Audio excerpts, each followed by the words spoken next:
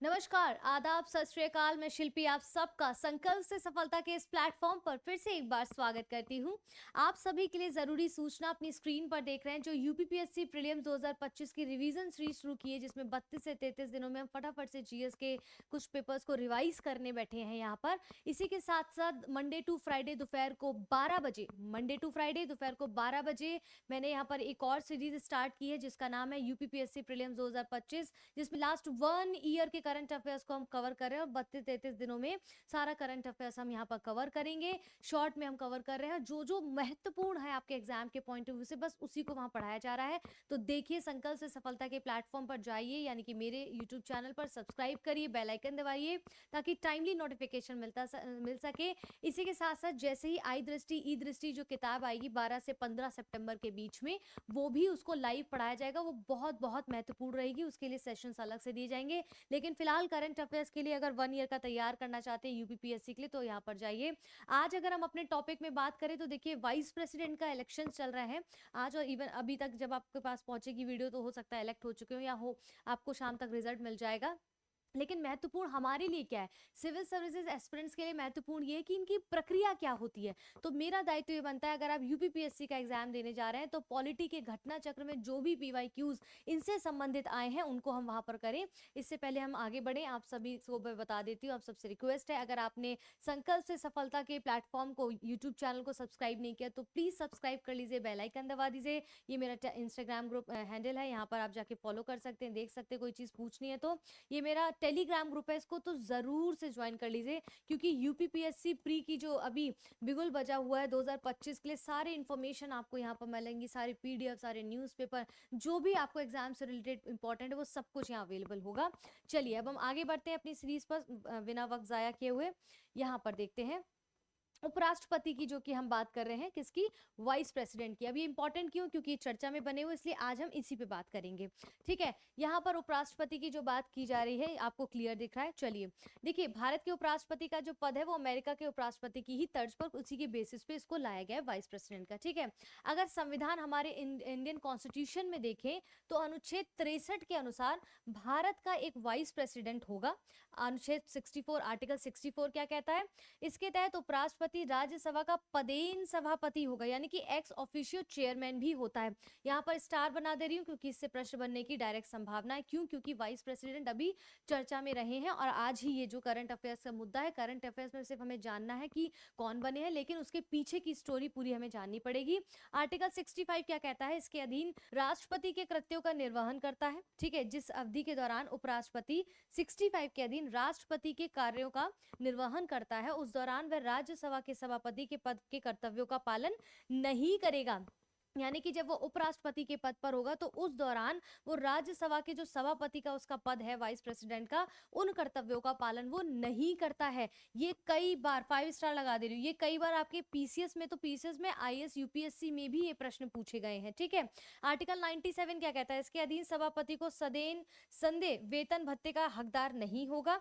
ठीक है, भारत के उपराष्ट्रपति का चुनाव संसद के दोनों सदनों के, क्या, संसद के दोनों सदनों के निर्वाचित, और यहां पर दिया गया है, ऊपर आते हैं, ठीक है, निर्वाचित मनोनीत, ठीक है, इसको यहां पर कर लेते हैं, दिखाई दे रहा है आप लोगों को, यहां पर देखिए, निर्वाचित मनोनीत, ठीक है, निर्वाचित मनोनीत दोनों सदस्यों के द्वारा किया जाता है। तो उनके निर्वाचन की प्रक्रिया को बहुत ध्यान रखना है, यहाँ से स्टेटमेंट में प्रश्न पूछे जाएंगे। ठीक है, आर्टिकल 66 का क्लॉज 1 क्या कहता है, जो वाइस प्रेसिडेंट है उनका निर्वाचन कैसे होगा, आनुपातिक प्रतिनिधित्व पद्धति के अनुसार एकल संक्रमणीय मत के द्वारा होता है। ऐसे निर्वाचन में मतदान जो है गुप्त होता है। ठीक है, मतदान जो है गुप्त होता है। आर्टिकल 66 के तहत क्या है, वाइस प्रेसिडेंट पद के लिए जो योग्य है, भारत का नागरिक हो, उसके लिए क्या क्राइटेरिया है, क्या की चीजें फुलफिल होनी चाहिए अगर वाइस प्रेसिडेंट के पद के लिए आप जा रहे हैं तो, भारत का नागरिक हो, 35 वर्ष की आयु पूरी हो चुकी हो, राज्यसभा सदस्य निर्वाचित होने के लिए योग्य हो। इसका उल्लेख किसमें किया गया, आर्टिकल 66 के क्लॉज 3 में किया गया है। ठीक है, अगर इसमें राज्यसभा के सभापति पद के लिए उपराष्ट्रपति के वर्तमान में 4 लाख रुपए प्रतिमाह वेतन 2018 के संसद संशोधन अधिनियम के तहत जनवरी 2016 से इसको प्रभावी कर दिया गया। उपराष्ट्रपति को उपराष्ट्रपति पद के लिए वेतन नहीं प्राप्त होता है, बल्कि राज्यसभा के सभापति के रूप में प्राप्त होता है। तो ध्यान रखना है, दो चीजें कॉन्ट्राडिक्टरी है कि जब वो उपराष्ट्रपति के पद पर होंगे तो वो राज्यसभा के जो वहां पर बता रहे हैं कि राज्यसभा के सभापति के कर्तव्यों को पूरा नहीं करेंगे।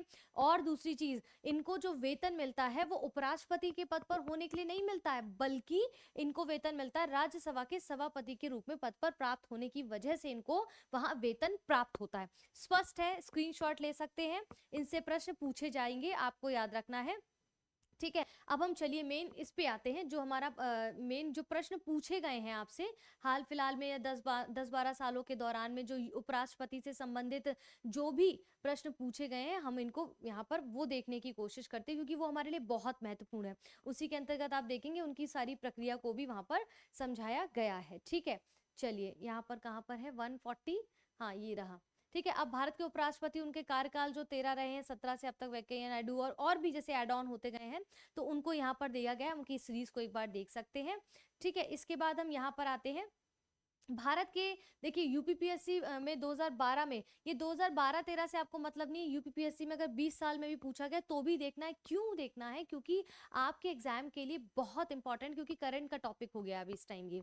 ठीक है, अब यहाँ पर भारत के उपराष्ट्रपति का निर्वाचन एक निर्वाचक गण के द्वारा किया जाता है, जिसके सदस्य होते हैं, ऑप्शन देखिएगा, ऑप्शन ए संसद के दोनों सदनों के केवल निर्वाचित सदस्य, संसद के दोनों सदनों के सभी सदस्य, राज्यसभा के और राज्य विधानसभाओं के केवल निर्वाचित सदस्य, राज्य विधानसभाओं के केवल निर्वाचित सदस्य। तो इस प्रश्न का उत्तर क्या होगा? ऑप्शन बी, यानी कि उपराष्ट्रपति का जो निर्वाचन है वो संसद के दोनों सदनों के सभी सदस्यों के द्वारा किया जाता है। ये किस आर्टिकल के अंतर्गत है? आर्टिकल 66 के क्लॉज 1 में, जिसमें निर्वाचित और मनोनीत सभी सदस्यों से मिलकर निर्वाचक गण के सदस्यों द्वारा आनुपातिक प्रतिनिधित्व पद्धति के अनुसार एकल संक्रमणीय मत के द्वारा होता है। कोई आप मुझे कोई कमेंट बॉक्स में समझाने की कोशिश करेगा इसका क्या तात्पर्य है, क्योंकि आप रिवीजन मोड पे है ना, तो पता तो चले कितना रिवाइज कर रहे हैं।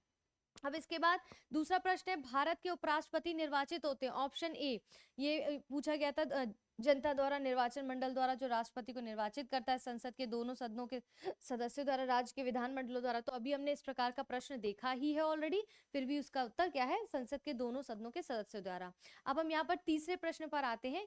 ये देखिए पुराना है, लेकिन फिर भी मैं चाहूंगी कि यूपीपीएससी पे ज्यादा फोकस अभी हम कर ले, कि आपको थोड़ा ऑथेंटिक लगे। भाई आप लोग को ऑथेंटिकेशन की बहुत आवश्यकता होती है, जबकि आपको सीखना यहाँ है कि हमें उपराष्ट्रपति का पूरा इलेक्शन की प्रक्रिया को जानना है। चलिए, कौन भारत में निम्नलिखित में से कौन भारत के उपराष्ट्रपति का निर्वाचन करता है? नीचे दिए गए कूट का सही उत्तर चुनिए। ऐसे ही प्रश्न पूछा जाएगा, और बहुत दूर का प्रश्न नहीं, प्री 2012 में पूछा गया है।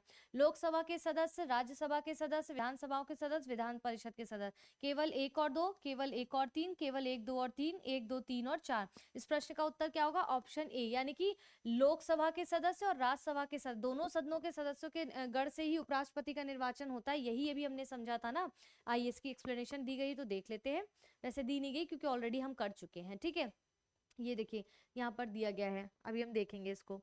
अब अगला प्रश्न क्या है हमारा? यहाँ पर भी देखिए यूपीपीएससी आरओ में भी पूछा गया, डजंट मैटर, हमें जानना है, बस उनकी प्रक्रिया को समझना है, कैसे चुना जाता है, क्योंकि यहीं से प्रश्न बनते हैं हर साल, और हम हर बार उसकी गलती कर देते हैं। हम ऑलरेडी पॉलिटिकल साइंस के बहुत बच्चे ऑनर्स किए होंगे, नेट क्वालिफाई किए होंगे, फिर भी वो गलती कर देते हैं, हो जाता है, इट्स अ ह्यूमन एरर।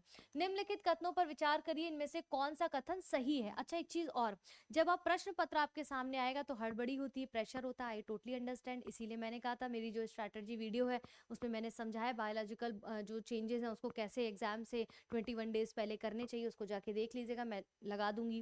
कहने का मतलब ये है कि यहाँ पर सही और गलत की जो बात करता है ना, सही है, गलत है, मतलब क्या, उचित है, अनुचित है, केवल है, इस तरह के टर्म जब पेपर में आते तो हम पढ़ने में सरसरी में इसको मिस कर जाते हैं। तो यहाँ क्या कह रहा है, कौन सा सही है? ठीक है, तो पहला कथन क्या है? राष्ट्रपति की तरह उपराष्ट्रपति यानी कि प्रेसिडेंट की तरह वाइस प्रेसिडेंट का चुनाव भी अप्रत्यक्ष, इनडायरेक्ट होता है। दूसरा कथन कहता है राज्यों की विधानसभाओं के सदस्य दोनों के चुनाव में महत्वपूर्ण भूमिका निभाते हैं।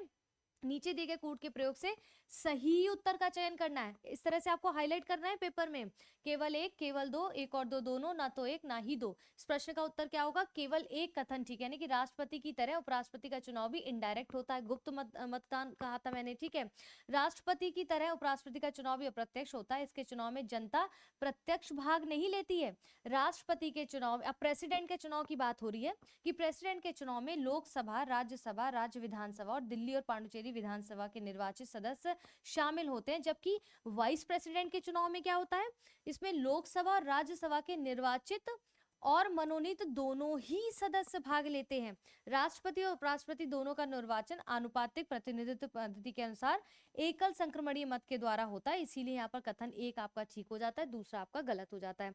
यहाँ तक स्पष्ट है? किसी के पास अगर ये नहीं है घटना चक्र तो इसका स्क्रीनशॉट लेते रहिए, समझते रहिए, चीजें क्लियर हो रही है, स्पष्ट हो रही है, मैं स्क्रीन पर देख रही हूँ, हो रही है, ठीक है।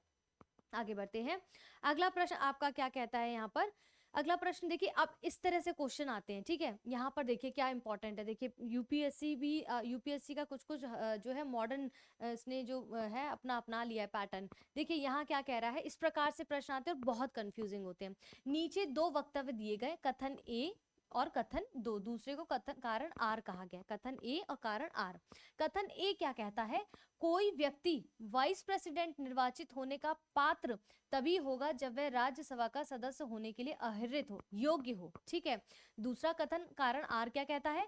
उपराष्ट्रपति राज्यसभा का पदेन सभापति होता है। उपरोक्त वक्तव्यों के परिप्रेक्ष्य में निम्नलिखित में से कौन सा उत्तर सही है? ऑप्शन ए, दोनों ए और आर सत्य है, आर ए का सही जो है स्पष्टीकरण है। दोनों ए और आर सत्य है लेकिन आर ए का मान स्पष्टीकरण नहीं करता है। सी क्या कहता है? ए सही है लेकिन आर गलत है। डी कहता है ए गलत है परंतु आर सही है। इस प्रश्न का उत्तर होगा ऑप्शन ए। क्यों होगा? क्योंकि कोई व्यक्ति उपराष्ट्रपति निर्वाचित होने का पात्र तभी होगा जब वह राज्यसभा का सदस्य होने का जो है योग्य होगा, अहर्य होगा, ठीक है। इसलिए कथन एक आपस सही है, बाकी गलत है। क्योंकि अनुच्छेद क्या कहता है, इसमें ध्यान देना है, याद रिवाइज कर लीजिए। आर्टिकल 66(3) क्या कहता है? 66 का क्लॉज 3 कहता है कि उपराष्ट्रपति बनने के लिए राज्यसभा का सदस्य निर्वाचित होना अनिवार्य होता है। जबकि अनुच्छेद 89 का क्लॉज ए क्या कहता है? ध्यान देना है, 89 का क्लॉज ए कहता है कि 89 का क्लॉज ए और अनुच्छेद 64 के अनुसार उपराष्ट्रपति राज्यसभा का पदेन सभापति भी होता है। अगर मैं आपसे पूछूं वेतन किसको मिलता है, उपराष्ट्रपति के लिए वेतन मिलता है या राज्य के सभापति के लिए, तो आंसर करना कमेंट बॉक्स में लिखिए, मुझे चाहिए, क्योंकि मुझे बिल्कुल अच्छा नहीं लगता आप लोगों को टाइमली चीजें मिल रही है और आप लोगों का रिस्पॉन्स शून्य आता है इस चीज में। कैसे रिवाइज करेंगे मुझे बताइए, कैसे रिवाइज करेंगे? रिवाइज करिए, साथ साथ में प्रैक्टिस करिए, कानों में ईयरफोन लगाइए। इंस्टाग्राम स्क्रॉल करते हैं कि नहीं करते हैं? करते हैं ना, तो इसको भी स्क्रॉल करते करते फटाफट देखिए, ठीक है। यहाँ पर क्लियर हो गया। अब देखिए इसके बाद यहाँ राज्यसभा का सभापति कौन होता है? उपराष्ट्रपति होता है, अभी हमने ऊपर समझा। देखिए इस तरह से करते रहेंगे तो रिवीजन हो जाएगा आपका, ठीक है। अब यूपीसीएस के लिए, अगर बीपीएससी के लिए कोई जा रहा तो भी, नहीं भी जा रहा तब भी बेटा, राज्यसभा के पदेन अध्यक्ष कौन होते हैं? उपराष्ट्रपति होते हैं, अभी हमने ऊपर देखा। अब इसको इस प्रकार से यहाँ पूछ लिया गया है, ठीक है। अब यहाँ पर वही सारी चीजें हैं। इसके बाद हम यहाँ पर आते हैं, इसके बाद यहाँ पर उपराष्ट्रपति से संबंधित निम्नलिखित कथनों में से कौन से सही नहीं है। अब देखिए यहाँ ये नहीं पूछा कि कौन सा सही है, वाइस प्रेसिडेंट के रिगार्डिंग जो प्रश्न दिया गया है पूछ रहे कौन से सही नहीं है। तो यही पेपर में ध्यान देना, वहां पेंसिल से हाईलाइट कर लेना, पेन मत यूज करना पेपर में, पेंसिल से हाईलाइट कर लेना और चीजें आपकी क्लियर होती चली जाएंगी। चलिए पहला कथन क्या कहता है? उपराष्ट्रपति बनने के लिए व्यक्ति के पास जनता के सदन के सदस्य निर्वाचित होने की योग्यता है। किसी राज्य की विधायिका का सदस्य इस पद के लिए उम्मीदवार हो सकता है। ऑप्शन 3 क्या कहता है? वाइस प्रेसिडेंट के पद का कार्यकाल उतना ही होता है जितना कि प्रेसिडेंट का होता है। चौथा कहता है उसको एक औपचारिक महाभियोग द्वारा पद से हटाया जा सकता है। नीचे दिए गए कूट का प्रयोग कर सही उत्तर का चयन करना है। एक और दो, दो और तीन, एक और चार, तीन और चार। इस प्रश्न का उत्तर हो जाएगा ऑप्शन सी। क्यों? पहला और चौथा सही है, दूसरा तीसरा गलत है। पहला चौथा क्यों सही? उपराष्ट्रपति बनने के लिए व्यक्ति के पास जनता के सदन के सदस्य निर्वाचित होने की योग्यता होनी चाहिए और उसको एक औपचारिक महाभियोग के पद के द्वारा भी हटाया जा सकता है। इसको हम एक्सप्लेनेशन के द्वारा यहाँ पर भी देख सकते हैं, ठीक है। क्योंकि औपचारिक महाभियोग में विशेष बहुमत की आवश्यकता होती है, इसलिए कथन 2 और 3 सही है। जबकि अब ये मतलब 2 और 3 जो है इस प्रकार से कह रहा है सही है। अब यहाँ क्या पूछा गया था? कौन से सही नहीं है? देखिए गड़बड़ाया ना, कौन से सही नहीं है? तो कह रहा पहला और चौथा जो है वो सही नहीं है, जबकि 2 और 3 सही है। तो हमें आंसर क्या देना, जो सही नहीं है तो पहला और चौथा सही नहीं है, दूसरा और तीसरा सही है। इसको एक्सप्लेनेशन से समझिए। क्योंकि कह रहा है बनने के लिए आवश्यक है क्योंकि व्यक्ति के पास राज्यसभा का सदस्य निर्वाचित होने के लिए योग्यता हो, इस प्रकार का कथन एक गलत है। वाइस प्रेसिडेंट को राज्यसभा में प्रस्तुत सामान्य बहुमत से पारित संकल्प जिससे लोकसभा सहमत हो हटाया जा सकता है। 2 और 3 कथन सही है। इस प्रश्न का उत्तर अगर देखा जाए तो ऑप्शन सी होगा, पहला और चौथा गलत है, क्योंकि इसमें पूछा गया कौन सा सही नहीं है। ठीक है, अब यहाँ पर एक प्रश्न और ये है, भारत के उपराष्ट्रपति को पदच्युत करने के लिए, पद से हटाने के लिए संबंधित प्रस्ताव पारित किया जा सकता है केवल लोकसभा में, संसद के किसी भी सदन में, संसद की संयुक्त बैठक में, केवल राज्यसभा में। केवल राज्यसभा में प्रस्तुत किया जा सकता है। क्लियर है, आगे बढ़ते हैं। चलिए, ऊपर एक प्रश्न आपका रह गया था उपराष्ट्रपति वाला, ये हाँ देखिए, इसको भी देख लेते हैं एक बार, इस प्रश्न को भी देख लेते हैं। भारत का उपराष्ट्रपति, क्या भारत का उपराष्ट्रपति, ठीक है, ये वाला तो देख ही लिया है हम लोगों ने। इसके बाद ये कथन और कारण वाला देख लिया था हम लोगों ने। राज्यसभा का सभापति कौन होगा देख लिया था। अब यहाँ पर ये 11वां प्रश्न देखते हैं। जिसके पास है वो बुक खोल के बैठ सकता है अपनी, ताकि साथ साथ में रिवाइज होता रहे। हालांकि उसकी आवश्यकता नहीं, यहाँ पर ऑलरेडी आप रिवाइज कर लेंगे। ठीक है, इसीलिए मैं लेकर आई हूँ। मेरा काम ही यही है कि हम आपको रिवाइज कराएं टाइमली चीजें। बस आपका काम है कि टाइमली इसको सुनते रहिए, इसको बस ऐसे नहीं बेफिक्री में मत डालिएगा, इस टॉपिक को, इंपॉर्टेंट है। भारत का वाइस प्रेसिडेंट, फिर से देखते हैं प्रश्न क्या कहता है। यूपीपीएससी में अपने लोअर वगैरह में पूछा गया, लेकिन हमें प्रैक्टिस करनी है। भारत का द्वितीय उच्चतम प्रतिष्ठित पदधारी है। दूसरा कहता है कि पास पद से संबंधित कोई अनौपचारिक यानी कि कोई दायित्व नहीं है। राष्ट्रपति की अनुपस्थिति में जब प्रेसिडेंट एब्सेंट होते हैं उनके कार्यों को ये निर्वहन करता है। राष्ट्रपति की पद त्याग, अवपद स्थिरीकरण या मृत्यु के चलते राष्ट्रपति के रूप में कार्य करता है। कौन सा कथन सही है, कूट दिए गए हैं 1 और 2, 1 2 3, 1 3 4, चारों सभी। तो ठीक है, यहाँ पर इस प्रश्न का उत्तर होगा सभी ऑप्शंस करेक्ट है। उपराष्ट्रपति के बारे में तो हमने ऊपर ऑलरेडी पढ़ा है, तो इसके बारे में यहाँ पर और आवश्यकता नहीं है। ठीक है, इसके बाद उपराष्ट्रपति को उसके पद से निम्नलिखित में से किस प्रस्ताव के द्वारा हटाया जा सकता है। राष्ट्रपति को किस प्रस्ताव के द्वारा उसके पद से हटाया जा सकता है। यहाँ देखिए क्या कह रहा है ये प्रश्न। ऑप्शन ए राज्य परिषद के द्वारा, ऑप्शन बी लोकसभा के द्वारा, ऑप्शन सी कैबिनेट के द्वारा, ऑप्शन डी मंत्रिपरिषद के द्वारा। इस प्रश्न का उत्तर होगा राज्य परिषद के द्वारा। अब कैसे समझिए, आर्टिकल क्या कह रहा है इसको देखिए। आर्टिकल 67 खा के अनुसार वाइस प्रेसिडेंट को राज्य परिषद यानी कि राज्यसभा, काउंसिल ऑफ स्टेट के ऐसे प्रस्ताव के द्वारा अपने पद से हटाया जा सकता है जिसे राज्यसभा के तत्कालीन समस्त सदस्यों के बहुमत ने पारित किया है, जिससे लोकसभा सहमत है। लेकिन इस खंड के प्रायोजन में के लिए आप देखेंगे कोई प्रस्ताव तब तक प्रस्तुत नहीं किया जाएगा जब तक कि उस संकल्प को प्रस्तावित करने की आशय की सूचना कम से कम 14 दिन पहले नहीं बताया गया होगा। तो उससे अगर 14 दिन पहले उसे दे दी गई होगी कि भाई उसके बारे में इस प्रकार का कोई प्रस्ताव जारी करना है, तो 14 दिन पहले उसको ये वहां पर प्रस्ताव जारी करना पड़ेगा, बताना पड़ेगा किस आर्टिकल 67 के तहत ये वहां पर, यानी कि ध्यान रखना उसको पद से उपराष्ट्रपति को पद से किस प्रस्ताव के द्वारा हटाया जा सकता है, तो राज्य परिषद के द्वारा आर्टिकल 67 के अंतर्गत उसका पूरा स्टेटमेंट यहाँ पर दिया गया है। क्लियर है यहाँ तक। चलिए अब हम आगे बढ़ते हैं। अब अगला प्रश्न क्या कहता है यहाँ पर, भारत के उपराष्ट्रपति को पद से हटाने से संबंधित अभी हमने देखा ऑप्शन डी केवल राज्यसभा में, ये याद रखना है क्योंकि यहाँ से प्रश्न बनेगा ही बनेगा। ठीक है, अब इसमें यहाँ पर देखना है हमें, ये प्रश्न देख लेते हैं जो आपका इसका आंसर ऊपर दिया गया है। निम्नलिखित में से किस किस ने भारत के उपराष्ट्रपति का पद संभाला है। ये मोहम्मद हिदायतुल्लाह, फरुखुद्दीन अली अहमद, नीलम संजीव रेड्डी, शंकर दयाल शर्मा। तो 1 और 4 दो इसके जो है आंसर ठीक है, यानी कि मोहम्मद हिदायतुल्लाह ने और शंकर दयाल शर्मा ने यहाँ पर दिया, जिसको मैंने स्टार्टिंग में ही बता दिया था कि इस प्रकार के प्रश्नों की पूछा जाता है। अब यहाँ पर देखना है दोनों सदनों से ये सर्वोच्च, ये तो आई थिंक इसका टॉपिक है। यहाँ पर देखिए ये पूछा गया है आपसे। ठीक है, अब यहाँ पर इसका क्वेश्चन कहाँ है, मैं जरा ये देख लूं इसका क्वेश्चन। ओके ये है, ओके हम इस एक प्रश्न और इनका बचा है, देख लेते हैं। यहाँ पर दिख रहा है ना आप लोगों को, ये रहा प्रश्न। निम्नलिखित कथनों में से कौन से सही नहीं है। अब देखिए यहाँ पर क्या है, सही नहीं है, दो चीजें दे दी गई, सही नहीं है, तो पूछ क्या रहा है कौन सा सही नहीं है। ठीक है, चलिए संविधान, पहला कथन क्या कहता है, संविधान संशोधन विधेयक संसद के दोनों सदनों के द्वारा अलग अलग विशेष बहुमत से पारित होना चाहिए। दूसरा कथन कहता है सुप्रीम कोर्ट में सर्वोच्च न्यायालय में संविधान संबंधी मामलों की सुनवाई कम से कम 5 न्यायाधीशों द्वारा जारी की जाती है, कम से कम 5 न्यायाधीशों द्वारा। तो 2 स्टेटमेंट देख लिए इसके रिगार्डिंग। अब देखते हैं कि पूछ रहे हैं कौन से सही नहीं है। ठीक है, इसके 2 स्टेटमेंट्स ऊपर दिए गए, यहाँ पर देखते हैं। प्रेस की स्वतंत्रता, ठीक है, मूलाधिकार, इसके बाद है आपका वाक स्वतंत्रता और अभिव्यक्ति स्वतंत्रता में सम्मिलित है। चौथा कह रहा है जाकिर हुसैन भारत के प्रथम उपराष्ट्रपति थे। ये प्रश्न आपका प्री में यूपीपीएससी में पूछा गया। चौथा कथन यहाँ पर कह रहा है गलत है। क्यों गलत है, देखिए, क्योंकि भारत के प्रथम उपराष्ट्रपति डॉक्टर जाकिर हुसैन नहीं बल्कि डॉक्टर एस राधाकृष्णन थे। मैंने इनकी लिस्ट स्टार्टिंग में दिखा दी थी, आपके पास घटना चक्र है तो जाके आज ही रिवाइज कर लीजिए। जो वर्ष 1952 से 1962 तक इस पद पर रहे, जबकि डॉक्टर जाकिर हुसैन भारत के सेकंड वाइस प्रेसिडेंट व्यक्ति अनुसार रहे हैं, जो 13 मई 1962 से 12 मई 1967 तक इस पद पर रहे हैं। ठीक है, इसके बाद ये भी देख लो, थोड़ा सा ही है कि मोहम्मद अंसारी भारत के उपराष्ट्रपति के रूप में कौन से क्रम पर आते हैं, तो ये 12वें क्रम पर आते हैं। इनको हमने स्टार्टिंग में इनकी सीरीज को देखा था।